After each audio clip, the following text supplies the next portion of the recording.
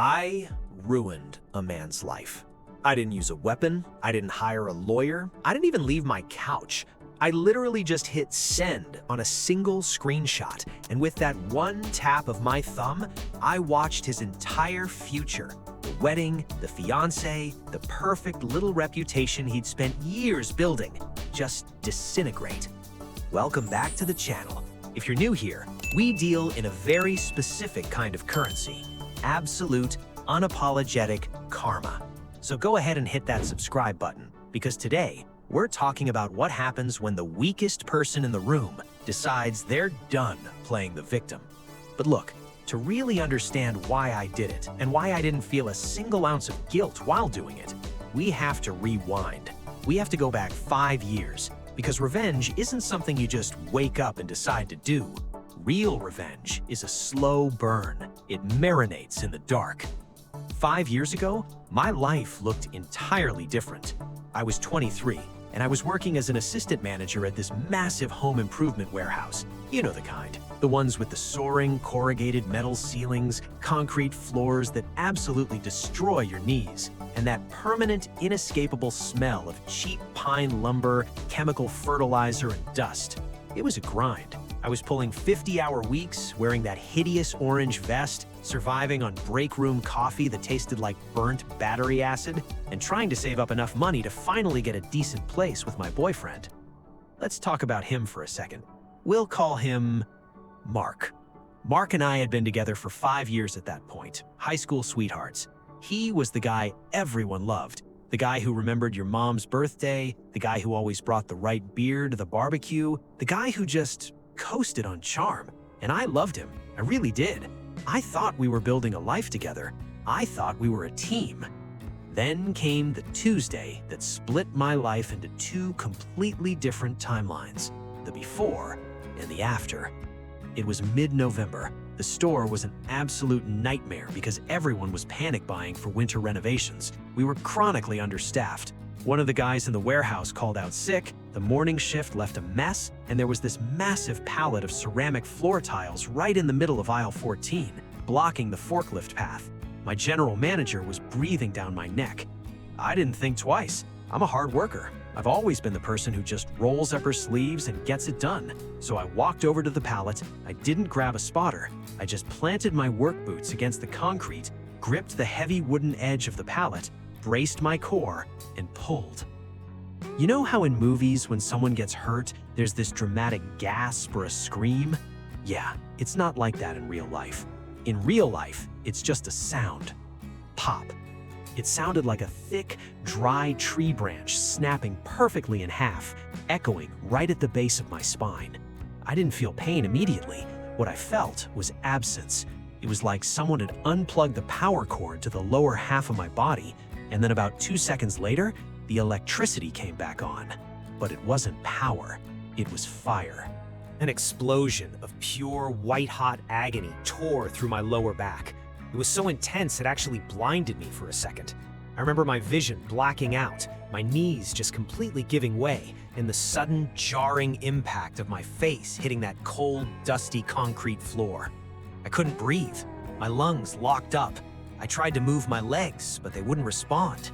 It was just a thick, suffocating wave of nerve pain shooting down my left thigh, pooling in my ankle like boiling water. Severe lumbar disc herniation. The disc didn't just slip, it ruptured. The jelly-like center blew out and pressed directly against my spinal cord. The next few weeks are a blur of ambulance sirens, sterile white ceilings, and the metallic taste of heavy painkillers. I had to have emergency surgery to decompress the nerve. When I woke, I was trapped in a body that felt completely alien. I couldn't sit up. I couldn't go to the bathroom by myself. I couldn't even put on my own socks. And this is where the real tragedy of this story begins. Because a shattered spine is a mechanical problem. Doctors can fix that, mostly. But what happened next broke something inside of me that no surgeon could ever stitch back together. Mark was there when I woke up from surgery. He brought me flowers. He held my hand. He posted a deeply emotional status update on Facebook, asking for prayers, racking up hundreds of likes and comments about what an amazing, supportive boyfriend he was. He played the role of the tragic hero flawlessly. But then week 1 turned into week 2, and week 2 turned into month 2. Recovery is ugly. It's not cinematic. It's bedpans and unwashed hair and crying at 3 a.m. because the muscle spasms in your back feel like getting stabbed with an ice pick. It's losing your job because you obviously can't haul lumber anymore. It's watching your bank account drain into nothing while medical bills stack up on the nightstand. The depression hit me like a freight train. I gained weight, I barely spoke. I was a ghost haunting my own bed. And Mark? Mark started fading. First, it was the excuses. Hey babe, I gotta work late tonight. Going to just crash at my buddy's place so I don't wake you. Then it was the physical distance. When he was in the room, he wouldn't look at me. He'd sit in the corner chair, staring at his phone, his foot tapping impatiently. The air between us just got so heavy, so toxic. I'll never forget the day he actually did it. It was a rainy Thursday afternoon. He walked into the bedroom. He was wearing his work clothes, smelling of that cheap aquatic cologne he always wore. He stood at the foot of my bed. He didn't sit down. He just looked at me, and I could see it in his eyes. Utter contempt. He wasn't looking at the woman he loved. He was looking at a burden, an anchor. He crossed his arms, sighed heavily, and delivered a line so incredibly narcissistic, so fundamentally devoid of human empathy, that it actually stopped my tears before they could even form. He looked at me, paralyzed, terrified, completely dependent on him, and he said, "I can't just set myself on fire to keep you warm." Set himself on fire. Because, picking up my prescriptions from the pharmacy and helping me to the shower was the exact equivalent of self-immolation. He didn't want a partner, he wanted a plaything. He wanted the fun, carefree girl who brought from a paycheck, not the broken woman who needed help rolling over in bed. When the reality of the vow, in sickness and in health, slapped him in the face, he didn't just walk out the door, he ran. He sprinted away like I was a contagious disease. And I didn't say a word. I didn't beg, I didn't scream.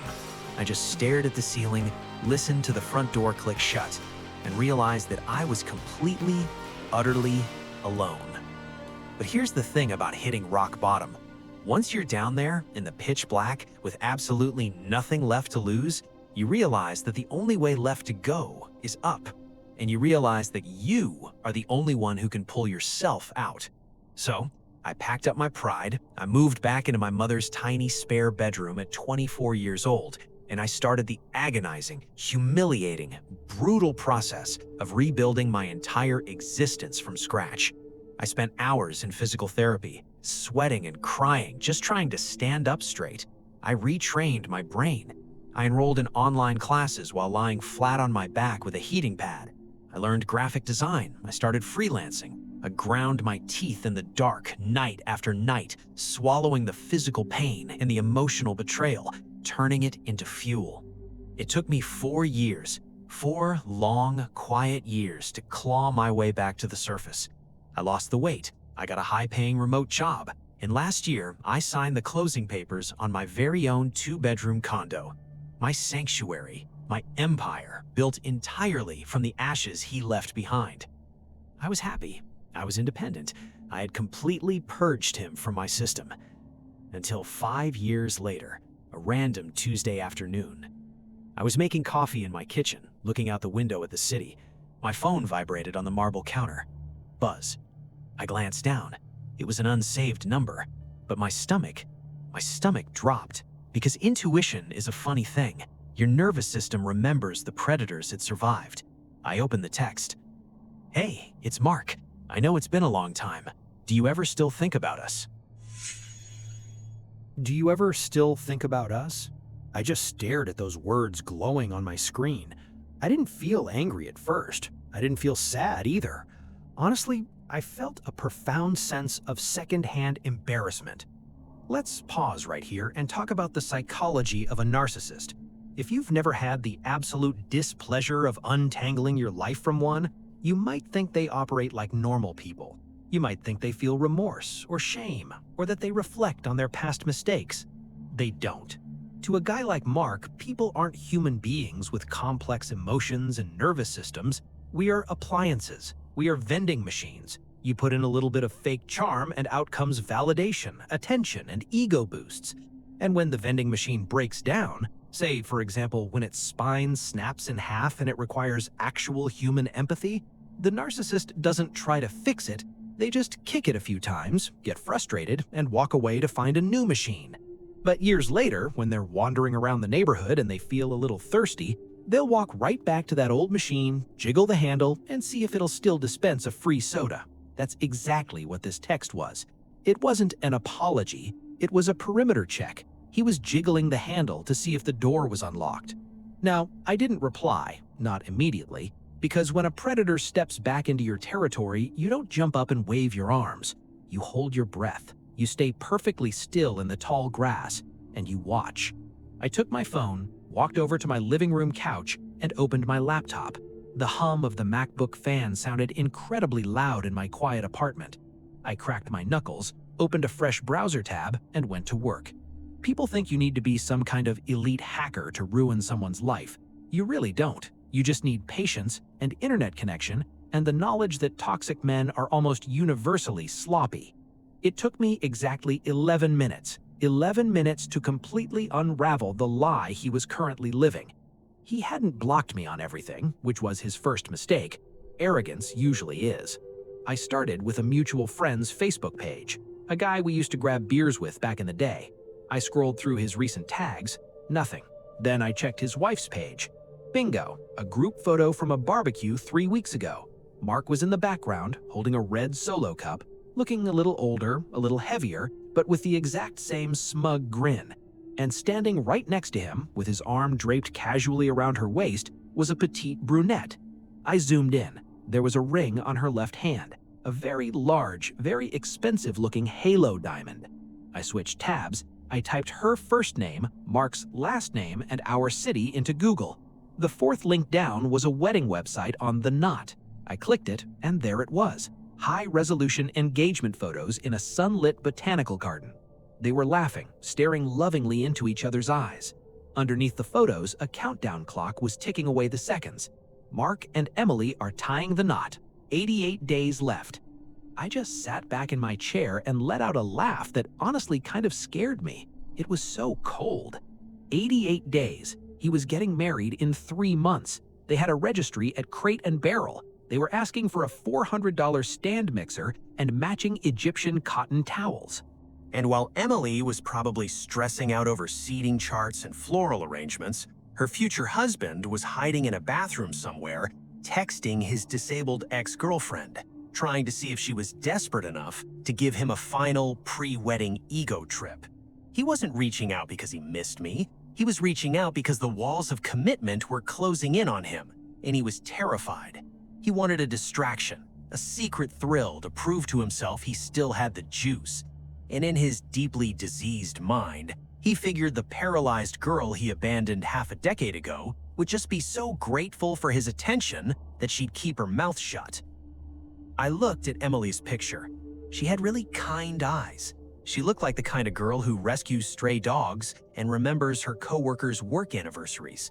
She looked completely, tragically oblivious. She had absolutely no idea who she was sleeping next to. Now, if you go online and ask for advice in a situation like this, society is going to feed you a very specific brand of toxic positivity. Your therapist, your yoga instructor, the self-help books, they'll all tell you the same thing. Be the bigger person. Let it go. Holding on to resentment is like drinking poison and expecting the other person to die. Have you ever heard that quote? It sounds great on a bumper sticker, but here is the stark, ugly truth about being the bigger person. It is a scam. It is a social construct invented to protect toxic people from the consequences of their own actions. It demands that the victim swallows their anger so that the abuser doesn't have to feel uncomfortable. I didn't want to be the bigger person. I had spent 4 years being the bigger person, just surviving. I didn't want to drink the poison either. I wanted to bottle up that poison, put a nice little bow on it, and hand-deliver it right into the middle of his meticulously planned future. I wanted to be the executioner. But to do that, I needed a murder weapon. I needed hard, undeniable proof. A single "thinking of you" text wouldn't be enough. He could spin that. He could tell Emily, "Oh, I was just checking in on her health. She's crazy. She's obsessed with me." Gaslighters are professional spin doctors. I needed him to hang himself. So, I picked up my phone, I stared at his message, and I decided to play his game. I typed out a response. I kept it brief, casual, just enough bait on the hook. "Hey Mark, wow, blast of the past. I'm doing great actually. Dinner? I don't know. Why the sudden interest after all these years?" Send. I set the phone face up on my desk. I didn't even have time to take a sip of my coffee before the screen lit up. 3 floating dots appeared immediately. He was typing frantically. The trap hadn't just snapped shut. He had willingly sprinted right into it and locked the door behind him. For the next 2 hours, I engaged in the most emotionally detached, clinical conversation of my life. I gave him absolutely nothing of substance. I just fed him breadcrumbs. "Oh, you think so? That's crazy. I guess we did have some good times." And he just bled out all over my screen. He sent me paragraphs, massive blocks of text detailing how he never stopped loving me, how leaving me was the biggest mistake of his life, how he felt empty every day. He talked about my body. He talked about things we used to do behind closed doors. He explicitly asked if he could come over to my condo that weekend just to look into my eyes and see what was still there. Not once, in 2 hours of relentless flirting and begging, did he mention Emily. Not a single word about the woman he was supposed to pledge his life to in 88 days. I let him talk until he had fully articulated his intent to cheat. And then, I went to work. Click, screenshot 1, showing his name and the date. Click, screenshot 2, the paragraph about his biggest mistake. Click, screenshot 3, the explicit request to come over to my place. I took 8 screenshots in total. I carefully cropped them so the timestamps were perfectly visible. It was an airtight, undeniable dossier of a betrayal. I opened Facebook again. I went back to that barbecue photo. I clicked on Emily's profile. She had her privacy settings locked down tight, but she had a public link to her small business page. She ran a boutique bakery downtown. And right there, on the contact page of her bakery website, was her personal cell phone number. My heart wasn't racing. My hands weren't shaking. I felt this eerie, absolute calm wash over me. It's the kind of calm you only feel when you know with absolute certainty that you are doing the right thing. I opened a new text message. I typed in Emily's number. I attached the 8 screenshots. Then, I typed a message. I didn't want to call her. I didn't want to hear her voice break. I didn't want to turn it into an argument or a crying session or a messy reality TV confrontation. I just wanted to be the messenger of truth. "Hi, Emily," I typed. "You don't know me, but I am Mark's ex-girlfriend, the one he left when I broke my back. I found out today that you two are getting married. He texted me this afternoon. He doesn't know that I know about you. I figured you have the right to know exactly who you're about to walk down the aisle for. I am so sorry. Attached are the receipts. Do with this what you will. Please do not contact me." I read it over once, twice. It was cold, it was surgical, and it was devastating. I took a deep breath, looked out the window into the dark city, and pressed send. After I hit send on that message to Emily, my apartment went completely and painfully silent. I set the phone face down on the desk. I picked up my coffee mug. It was lukewarm by this point, but honestly, it tasted like absolute perfection. I just sat there, listening to the rain against the glass, looking at the city skyline, and I started counting in my head. I gave it 20 minutes, because that's roughly how long it takes for a notification to pop up, for someone to pick up their phone, open an unknown message, read the text, process the betrayal, look through 8 highly explicit screenshots, and then walk into the living room to confront their lying fiancé. At exactly 22 minutes, my phone vibrated against the desk. Then it vibrated again, and again, and again. I flipped it over. The screen was lighting up like a Las Vegas slot machine. It was Mark. Missed call, text message, missed call, FaceTime request, text message. The smooth-talking, overly confident guy who had just spent 2 hours trying to manipulate his way into my bed was gone. In his place was a panicked, cornered rat realizing that the ship was sinking and he was chained to the steering wheel. I didn't answer the calls, obviously. I just sat back and watched the texts roll in, reading them in real time. Watching a narcissist experience a total collapse of their ego is, well, it's a very specific kind of theater. First came the denial and the confusion. Did you just text Emily? Tell me you didn't just do that. Then, about 3 minutes later, came the absolute unhinged rage. What did you do? You ruined my life. You are an insane, bitter psycho. I'm calling the police. I actually laughed out loud at that one. The police, right. Hello, 911. Yes, my ex-girlfriend told my fiancé the truth about my behavior. Please arrest her. But the rage didn't last long, because rage requires power, and he had just been stripped of all of it. When he realized cursing at me wasn't working, he moved on to the final stage of grief. Pathetic, desperate bargaining. The texts shifted. The tone broke. Please pick up the phone. She's packing her bags. She's throwing my stuff in the hallway. We already put down a $30,000 non-refundable deposit for the venue. My parents paid for the catering. Please, just call her and tell her it was a joke. Tell her you faked the screenshots. I'll do anything. A joke. He wanted me to tell her it was a joke, just like my shattered spine, the emergency surgery, the physical therapy, the crushing debt, and the deep, suffocating depression he left me in was just an inconvenience. I stared at that last text for a long time. I could have replied. I had so many things I could have said. I could have typed out a massive paragraph tearing him down, reminding him of the hospital room, reminding him of his exact words. I can't set myself on fire to keep you warm. I could have told him that I was the one holding the match this time. But I didn't, because giving a narcissist a response, even a hateful one, gives them closure. It gives them something to argue with. It gives them a villain to blame. If I yelled at him, he could tell himself, see, she's just a crazy, bitter ex. So I gave him the one thing that I knew would absolutely destroy him. Silence. I took one last look at his pleading messages, tapped his contact profile, scrolled to the very bottom, and hit block caller. Then I went to Instagram, blocked. Facebook, blocked. LinkedIn, blocked. I locked the digital door, threw away the key, turned off my laptop, and went to bed. And for the first time in 5 years, I slept through the entire night without waking up once. I heard through the grapevine a few weeks later, because in a city this size, people always talk, that the wedding was officially, permanently canceled. Emily left him. She moved back to her home state to be with her family. Mark lost the $30,000 venue deposit. He had to explain to his parents, his friends, and his entire extended family exactly why the wedding was called off. He lost his reputation. He lost the girl. He lost the perfectly curated life he thought he was entitled to.